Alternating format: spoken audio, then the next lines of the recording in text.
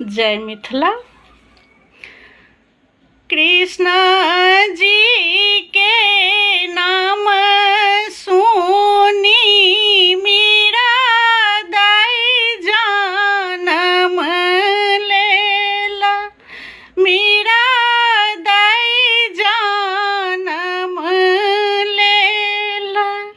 Rata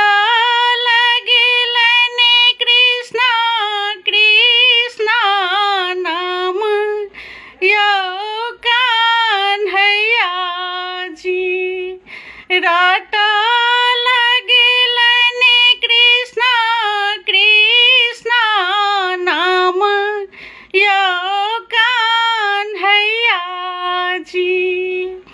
Meera दाई के बाबूजी छन परम पंडित जी, परम पंडित जी।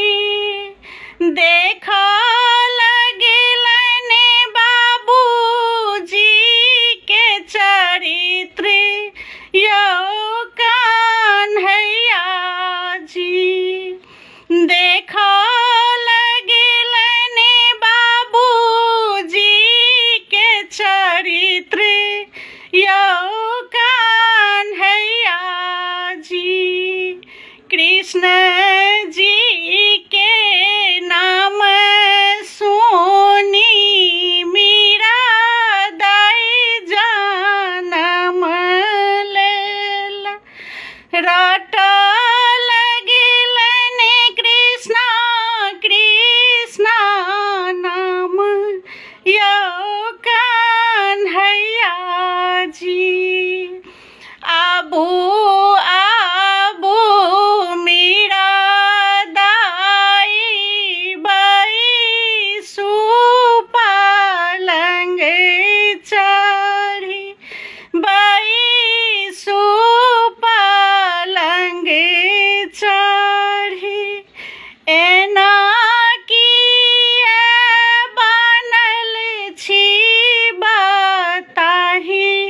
यो कान्हैया जी। एना किए बैसल छी बताही यो कान्हैया जी। कृष्ण जी के नाम सुनी मीरा दाई जानम लेला। राटा लगिला कृष्ण कृष्ण नाम यो कान्हैया जी। गाम के पश्चिम एक मंदिर बनाओल। राटा लगिलनि कृष्ण कृष्ण नाम यो कान्हैया जी।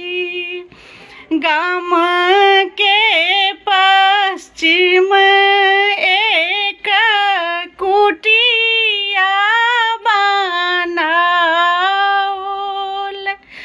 राटा लगिलनि कृष्ण कृष्ण नाम यो कान्हैया जी।